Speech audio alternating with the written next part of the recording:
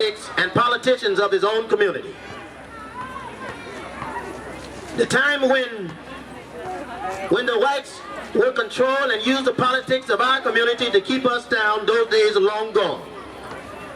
I'm happy to say that we have a man that puts us first. And I say us for a reason.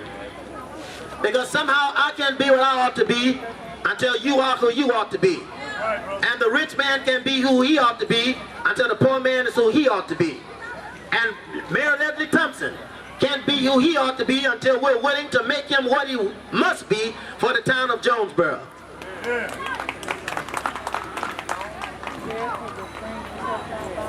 My economic philosophy for black nationalism only means that the black man must control the economy of his own community, own and operate.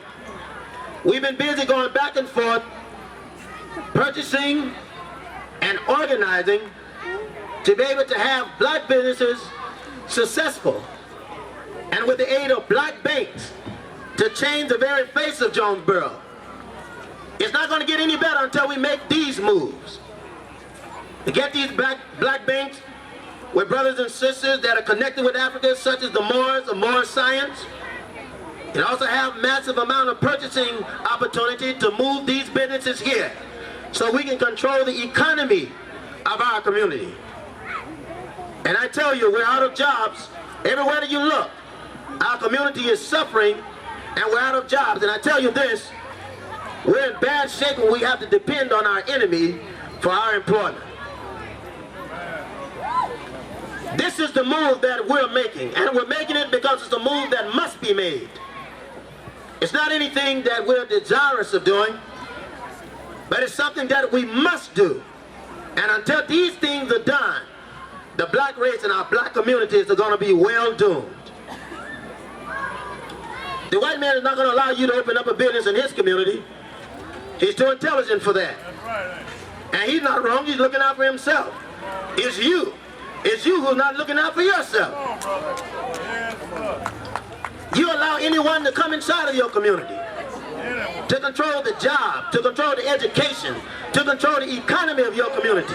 I'd say if we unite together as they are around the country, those days are long gone.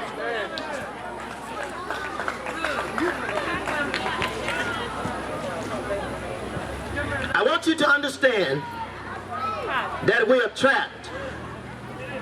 Even when we try to spend our money in blocks where we live, or the area where we live, we're spending it with a man that doesn't look like us. We're spending it with a man that doesn't act like us, who doesn't have our interests. We're spending it with a man that when the sun goes down, he takes that basket full of money and takes it to another part of town. So we're trapped, double trapped, triple trapped. Anywhere we go, we find that we're trapped.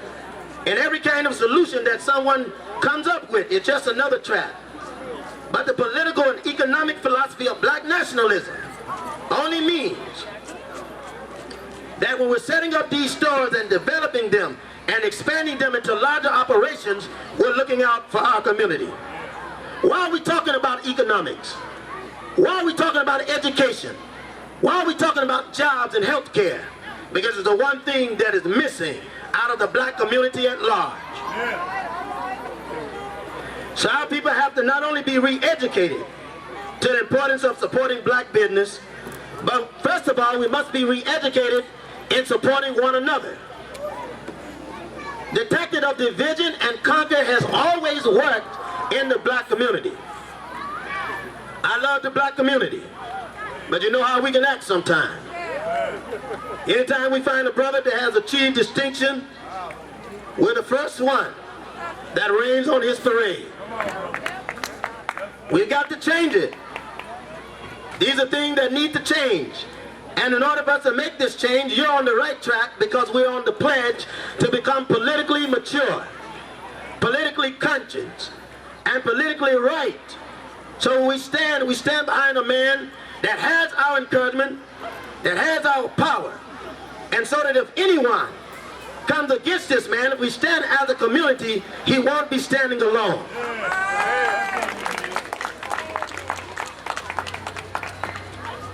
Black nationalism is a self-help philosophy.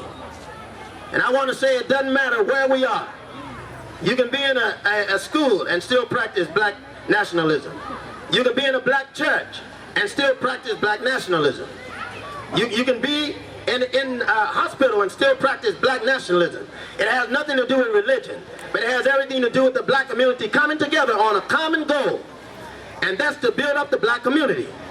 While the white communities are building up their communities, and I don't care how much they smile on your face, I don't care how much they smile on your face, they're your enemy. You have to know that tonight.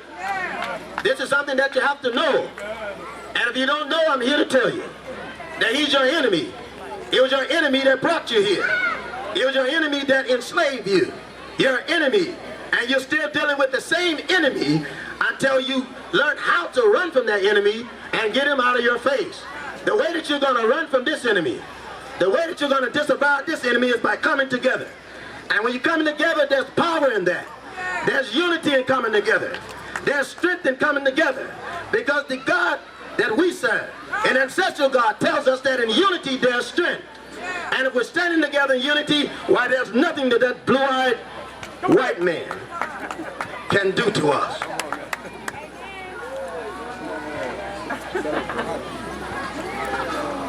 We need the preachers like never before. Amen. And a lot of the division is started in the pulpit. We've got to dwindle that down. We've got to get away from the divisions in the pulpit. No matter where that pulpit is, as long as it houses us, as long as it houses black people, then we've got to learn how to come together, find out what the ultimate need is, and which we already know. We already know that we want to work, we want to control the economy of our community. We have to have money to pay the bills in our community, and in order to do that, we have to elect people that look something like us in order to get these things recognized. And I want to tell you that the days where the white man can take you and lead you astray to not support someone inside of your community that is standing up before you, those days are long gone. I know they've told you they've done a lousy job of reporting the truth. You got to know that. They do it. And you always wonder, I tell you, I don't preach racism. I don't believe in it. And I know that's strange for you to hear because your ears got to be matured. You got to mature your ears to understand what racism really is. I have no power. I have no power, so I can't preach racism. I have no power to influence what you do. I have no power to lock you up. I won't exercise the power to kill you because I love you too much. If I didn't love you, I wouldn't be here singing. This is love talk. It's not hate talk, this is love talk. But you got to be trained to know what love is. The black community is like a black woman that's been badly treated. You know what I'm saying? You know what I'm saying, women? You got to handle that woman with care. She's been mistreated. She thought she met the right man. That man came in and turned her whole life around. She thought she met the right man. He came in doing. She got caught up in what he was doing and wasn't watching what he was thinking. She got caught up in what he was planning and wasn't watching what was growing. And so in the light of it, when that man damaged her, she thought that all men were that way. So you have to be handled with care. You have to be handled with care even beyond what you've experienced.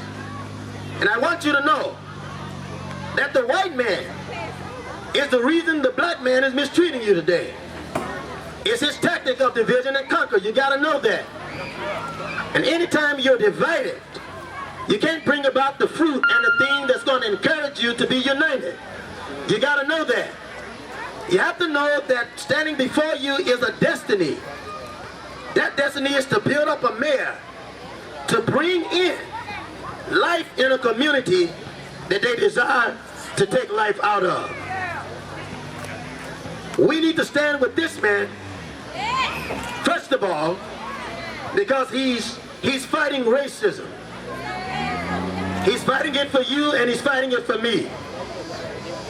He's fighting racism so that your children can grow up in a community that they can indeed become a part of. It's time for you and I, at this moment, to stand with him so that we can bring about that change. I want to say this.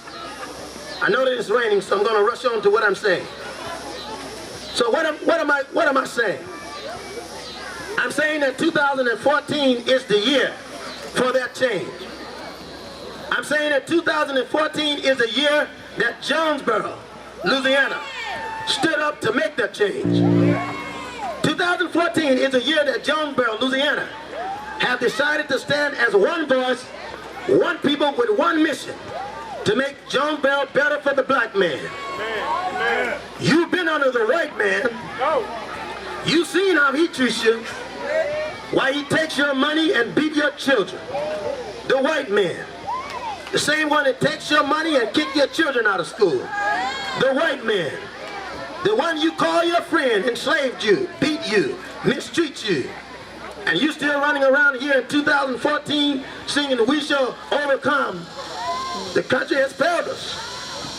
The country has failed us.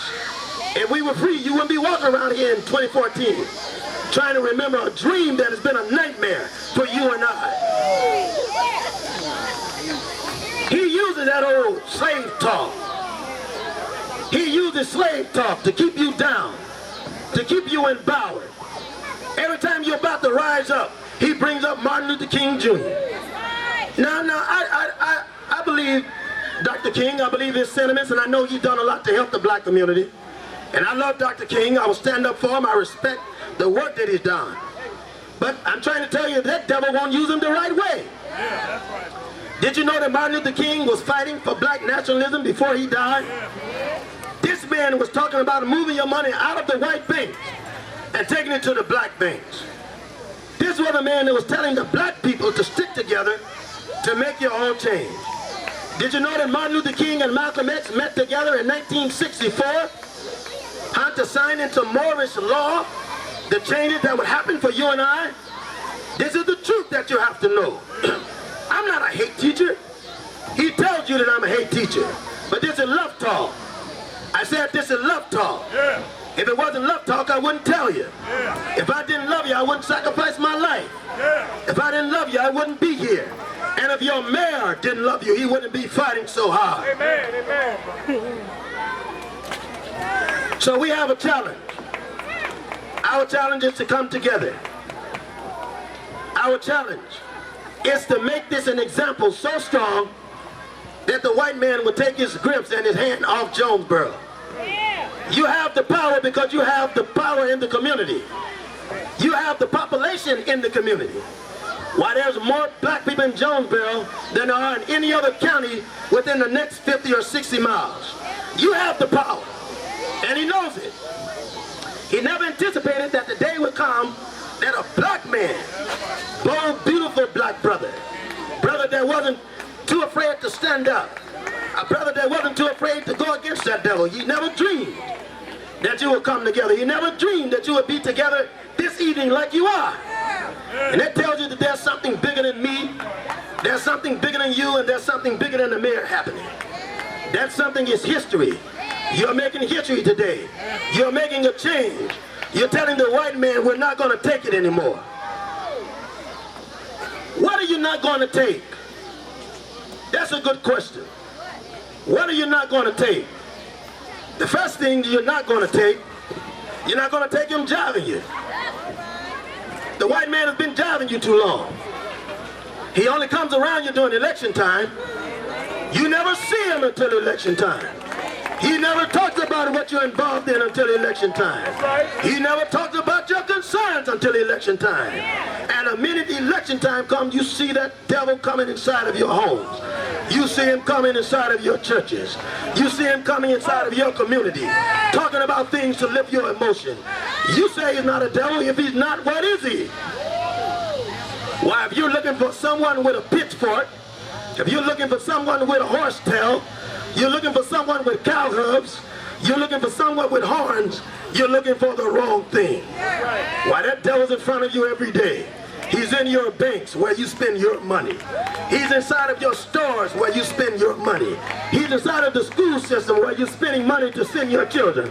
He's at the gas station. I tell you that you have the real power, because the minute you close your pocketbook, you got his attention. Your power. Your power that you have is in the pocketbook. The white man understands everything in the pocketbook, while he understands the chapter that has George Washington everywhere to the chapter that has Benjamin Franklin. He pays attention to every dollar that comes through the black community. He does it, and it keeps you down by keeping you divided. Because he knows if he can keep you divided, then he can keep you conquered. Well, I like to tell you that those days are long gone. So while we're here, we're galvanized supporting Jonesboro and around the nation. We organized Gina. We did not have the reception that we have here today. When we organized Gina, we didn't have the participation that we have here today. But Jonesboro, you stand at a unique moment. You stand at a unique point in history where literally you are neck and neck with Washington, D.C. and the country in making a change. Because we have our first black president. Those things didn't happen without us coming together and voting to make it happen. You have your first black mayor. And this would have never happened without you coming together and voting for a man that you know is doing the job and can do the job. So we're out here, first of all, for the ballot. Next, I must tell you that we're out here for the bullet. We're out here for the bullet. Trayvon Martin is a reality. We have to know that. I said Trayvon Martin is a reality. We have to know that. There were 7 unarmed young men in southern Louisiana that were just killed at least 3 weeks ago. They were unarmed. They had no protection, and the police gunned them down like a dog. There's a 12-year-old boy in Crittenden County, Arkansas, bringing out of the store a bag of chips and a soda. The police officers killed him point blank and dropped his body in front of his parents. There are children in Florida that were killed, 15 shot in Florida. Texas had 10 shot, and there have been 25 deaths since the death of Jane Bird in Texas. I'm telling you that they're killing you in Wisconsin. They're killing you in Ohio. They're killing you all around the country. And you sit here with your arms folded. You sit in your churches and you won't say anything about it.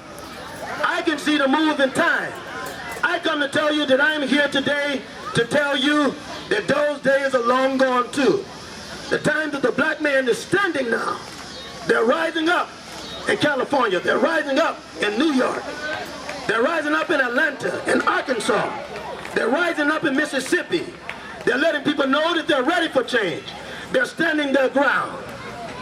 I don't want to offend any preachers, but I want to tell you, I don't want to offend any preachers.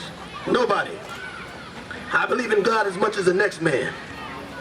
But when you have children that you have to protect, I don't think even the preachers will stop at getting a weapon to defend themselves, to defend their families. If someone come inside of your home, like they came inside of the home of those people in Florida, 2 elderly women living there, police came in that house and shot them down like dogs. I don't think that any